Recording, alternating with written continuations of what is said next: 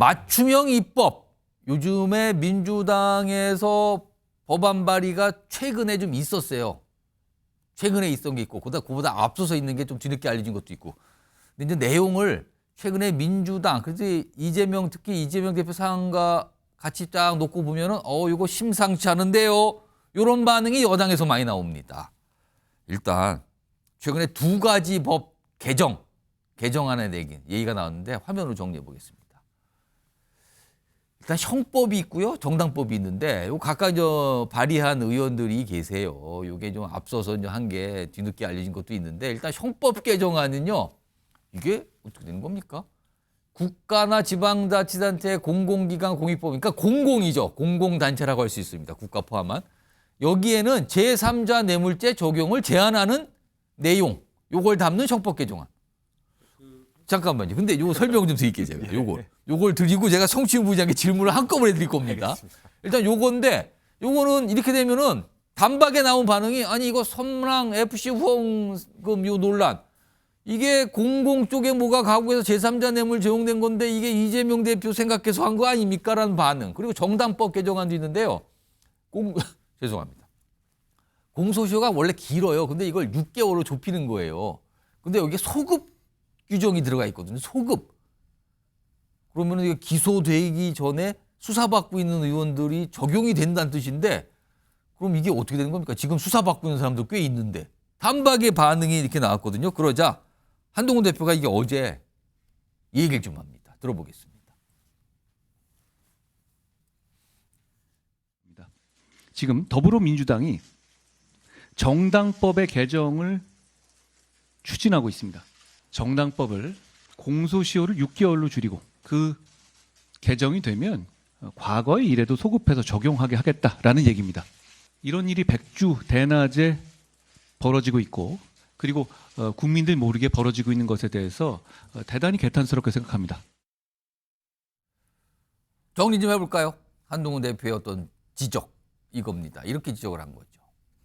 그 두 가지 내용, 최근 나온 정당법, 형법 개정안에 대해서 민주당 무죄받기 글렀으니 아예 죄 자체를 없애기로 작정한 것 같다. 차라리 소식하게 취해법권 주는 법을 만들어라. 이렇게 비판을 합니다. 정치윤 부의장, 이 정당법, 형법 이거 개정안 이거 어떻게 봐야 됩니까? 자, 일단 먼저 저희가 법안을 혹시 이거를 통과시킨다고 해도 대통령이 거부권 행사하시지 않겠습니까? 그렇기 때문에 실제로 저 민주당의 죄를 아예 없애기 위해 이거 불가능합니다. 그렇기 때문에 형법 제3자 뇌물죄에 대해서는 일단 이 성남 FC 사건이 어떤 사건인지 국민들께 한 번 더 좀 이슈화시키고 설명을 드리기 위한 과정도 있다고 봅니다. 얼마나 이게 부당한 기소인지를 설명하려고 하는 것이죠. 뭐냐면은 지자체들이 보통 그 기업들에게 건축 허가 내주지 않습니까? 합법적으로 건축 허가를 내줄 때 그 기업에게 야 우리가 운영하는 복지 시설에 여기 난방 시설 좀 바꿔줘 아니면 경사로 그 장애인을 위한 경사로 좀 설치해줘 이런 것들도 요구할 수 있는데 이렇게 되면 제3자 뇌물죄가 됩니다. 지금 적용될 수가 있습니다. 성남 FC 사건이 그런 것이거든요. 건축 허가를 합법적으로 내준 대신에 성남 FC에 후원금을 내준 것은 정치인 이재명을 위해 도움을 준 것이기 때문에 이건 뇌물이다라고 판단을 한 거잖아요. 그러니까 그게 얼마나 부당한 것이냐라는 걸 다시 한번 저는 환기시키고 국민들께 좀 설명할 수 있는 기회가 될 수 있는. 그리고 이게 저희가 봤을 때도 지금 들어봐도 아니 건축 허가를 합법적으로 내줬는데 그 대가로서 뭔가 적극 행정으로서 그 기업에게 이런 복지 시설이나 이런 것들에 좀 후원하라면서 사회 공헌 사업을 좀 많이 하라고 하는 게 왜 잘못된 거죠?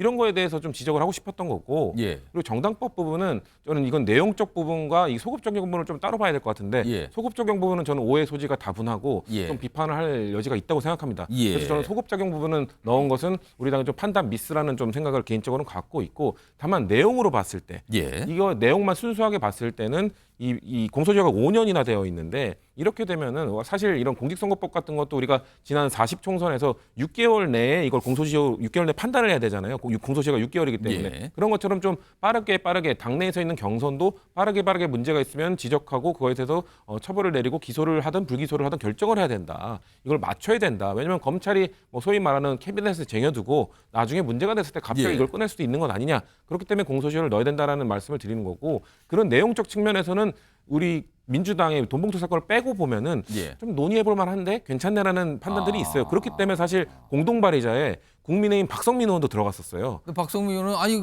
저 소급 적용 그쵸. 규정인지 몰랐다. 그러니까 소급 적용 얘기를 하면서 빠지셨죠. 그러니까 예. 내용만 봤을 때는 난 내용은 괜찮다고 생각해서 동의했지만 소급 적용은 아니다. 그래서 제가 말씀드리는 게 내용적 측면보다는 이 소급 적용에 좀 문제점이 있기 때문에 예. 소급 적용에 있어서는 민주당이 좀 진정성을 인정받으려면 그거는 빼는 게 맞다.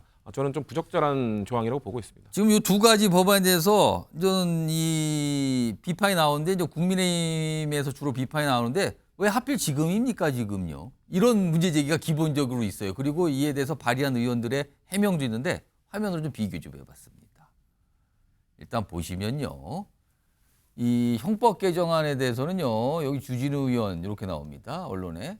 이재명 대표 방어 논리 그대로 차용한 방탄용 법안입니다. 게다가 이거 발의하신 주철현 민주당 의원은 아니 현행법 지자체 적극 획정 제약한다. 이재명 재판관은 무관합니다. 이런 반응. 그리고 정당법 개정안에 대해서는 한동훈 대표 방금 들으셨죠? 이 돈봉투 사건 없던 것으로 하자는 것 개탄스럽다. 그리고 이걸 발의한 김규영 의원은 아니 수사 장기간 방치될 수도 있어요. 그리고 소급 적용 자꾸 논란인데 이건 제외 가능합니다. 이렇게 또 반응이 나왔습니다. 자, 그런데 이게 지금 논란이 된 이유는 앞서서 민주당이 선거법 개정안을 또 내놓은 게 있어요. 이것도 이재명 대표와 관련된 거 아닙니까? 이런 시각 받았는데 그 내용 좀 볼까요? 이 내용이 좀 이거 앞서 나온 내용인데 선거법 개정안에 이제 두 가지가 담겼죠. 허위사실 공표죄 이거 삭제입니다. 이거 이재명 대표 이것 때문에 지금 큰 논란이 된 거 아닙니까? 탈인하고. 그리고 당선 무효 기준은 지금 100만 원 이상인데 벌금 1000만 원 이상으로 높이는 거예요. 만약에 이게 그대로 통과가 된다면 특히 이제 허위사실 공표죄 면소 가능하다 이런 얘기가 나왔단 말이에요. 이런 거 포함해서 이준우 위원은 최근에 민주당에서 어떤 이런 법안들 발의되는 거 어떻게 보십니까? 저는요, 민주당 의원들이 상당히 불만이 있었을 거예요. 왜냐하면 이재명 대표를 구하기 위해서 방탄하는 것도 모자라서 어떤 재판 결과를 바꾸는 입법을 하고 있는데 민주당 의원들은요, 지금 본인들 기소돼 가지고 조사받고 있는 사람, 수사받고 있는 사람 많거든요. 그럼 무슨 생각이 드냐? 그러면 나는 왜 이재명 대표만 그렇게 도와준 거야? 나 것도 도와줘. 예. 라고밖에 할 수 없는 거죠. 그 목소리가 상당히 컸을 것이다. 예. 그래서 실제로요, 정당법 개정안, 이거는 그 송영길 전 대표의 돈봉투 사건이잖아요. 예. 여기에 연루된 민주당 의원이 6명입니다. 올해 7, 8번 정도 출석 요구했지만 아무도 소환에 응하지 않았습니다. 지금 이 6명을 구하기 위해서 정당법 개정안 낸 거고요. 또 하나, 당선 무효형을 100에서 1000만 원 올리는 거. 예. 이거는 뭐냐면요, 올해 선거법 위반해서 기소된 민주당 의원이 10명입니다. 그러니까 이 의원들은 만약에 벌금이 100만 원 넘으면 전부 당선 무효되지 않습니까? 예. 그러니까 500만 원, 800만 받아도 살 수 있도록 해줘야 된다. 그래야지 민주당 의원들이 이재명 대표를 방탄하거나 구하기 입법을 하더라도 동의해주지 않겠느냐. 그런 당내에 있는 원내 의원들의 불만을 무마시키기 위한 용도로 입법을 했다. 그렇게 봅니다. 지금 이런 어떤 법안 발의된 내용과 함께 최근에 민주당이 삭감된 가맹 예산안 어제도 다 뉴스와이드 시간에 전해드렸는데 물론 이게 이제 국회의장이 본회의에 올리지 않음으로써 약간 이제 미뤄졌거든요. 근데 그 내용의 골자는 뭐 대통령실, 경찰, 검찰, 감사원의 특활비를 전액 삭감한 내용이었거든요. 근데요. 대통령실에 있는 경호처 특활비는 삭감이 안 됐다고 그러네요. 거기만. 자, 관련된 영상이 있습니다. 확인해 보겠습니다. 전직 대통령 또 전직 대통령 부인과 관련된 경호 활동, 또 외국의 국빈들이 방문했을 때 경호 활동 이것들을 충분히 경호처에서 소명을 하고 당초 심사에서 민주당이 전액 삭감하려던 대통령 경호처 특활비는 다시 살아났는데요. 어제 대통령 경호처 차장은 문재인 대통령을 비롯한 전직 대통령의 국내 및 해외 경호를 제대로 할 수 없다고 했습니다. 꼬이게 된 게 대통령 경호실이 윤석열 대통령만 이 정부만 있는 게 아니었었습니다. 문재인 대통령도 있고 그 너머도 또 있는 겁니다. 성시훈 부의장. 예. 다른 데 특활비는 뭐다 전액 삭감하고 그랬는데 이 경호처만은 그대로 남았는데 그게 문재인 전 대통령 경호를도 거기서 해야 되니까 이걸 민주당이 생각한 거 아니냐 이렇게 바로 반응이 나오네요. 그런 반응이 나올 수 있죠. 근데 민주당 입장에서 말씀드리고 싶은 것은 그러니까 이 특활비와 관련돼서 설명을 해라, 소명을 해라, 어떻게 쓰이는지 얘기를 해봐라 라는 겁니다. 그래서 경호처 특활비는 그런 식으로 쓰인다. 전직 대통령에 대한 걸로 쓰인다. 그러면은 민주당이 봤을 때 이건 필요하네. 그러면 특활비 유지라고 얘기를 하고 있는 거죠. 근데 지금 윤석열 정부의 이 대통령실 그 특활비를 저희가 영원으로 한 것은 이전 문재인 정부에서 특활비를 줄이기 위해 참 많은 노력을 했었거든요. 예. 그 대통령실에서 쓰는 거는 박근혜 정부 때 받은 그 125억을 그해 첫 해에도 다 쓰지 않고 거의 30% 가량 아껴가면서 88억만 썼습니다. 그 뒤에도 계속해서 한 25% 이상 감액하는 그 노력을 해왔고요. 정부 부처의 특활비 역시 우리가 받을 때는 2017년에 4천억이었는데 퇴임할 때는 2,400억 정도로 40%까지 그 줄였습니다. 그러니까 예. 윤석열 정부 역시 특활비에 대해서 좀 줄이는 모습, 어떻게 어떤 것 때문에 계속 얼마 정도 유지해야 되는지 소명해봐라라는데 계속 우리는 줄이지 않겠다라고 버티고 있다 보니까 그러면 우리도 협상 안 해라고 해서 민주당도 영원으로 책정한 겁니다. 그렇기 때문에 저희도 대통령실에서 계속해서 뭔가 소명하면서 이런 것 때문에 필요하다는 얘기를 하면은 다른 것도 다 충분히 살릴 수 있다라는 말씀 정도로 가름하겠습니다. 이진우 의원은 어떻게 들으셨어요? 네. 문재인 정부 시절에는요, 민주당에서 이제 검찰 특활비 있지 않습니까? 이걸 예. 계속 증액시켰습니다. 증액시켰었고요. 그때도 증빙 서류에 대한 요구가 아무것도 없었습니다. 예. 그런데 정부가 바뀌고 나니까 윤석열 정부에 대해서만 증빙 서류가 없으면 증액할 수 없다. 완전 0으로 삭감시키는 것은 굉장히 정쟁의 수단으로밖에 볼 수 없다. 이렇게 보는 거고요.